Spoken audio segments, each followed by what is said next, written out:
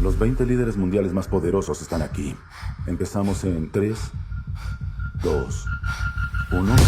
It really surprised me how much action it has, Yeah. but also the bond between the characters. I think that was the thing that got my attention the most. So I wanted to know first, what was the thing when you read the script that caught your attention? The first thing that was kind of became obvious to me, it reminded me of a throwback old school kind of action film that I grew up watching.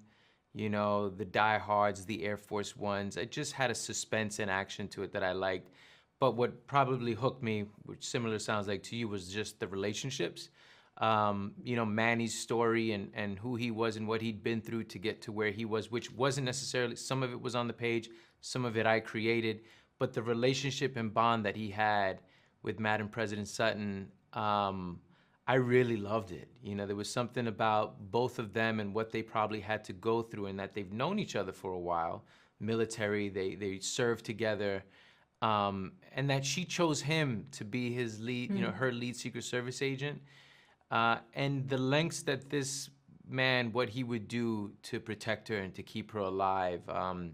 It was just a fascinating relationship that I thought if we can touch on some of this bond and show that behavior somehow, how these two are really connected and what he's willing to do for her and what that meant to him, I think that could really it could really resonate. It can mean a lot. And you know, it doesn't hurt when you get to work alongside just one of maybe the greatest actresses ever. I mean, Viola's just an all-star in every which way, professionally, but really as a person, she's just an incredibly gracious, generous person.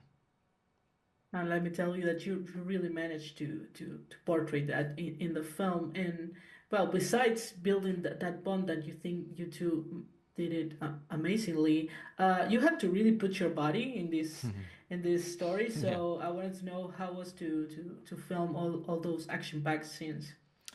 You know, it's fun. I like that stuff. And it was, you know, we did a lot of training. I started training here in Los Angeles first, and then we flew out to Cape Town, South Africa, and I continued training there. I did weapons training. I did some various martial arts training, jiu-jitsu, hand-to-hand combat.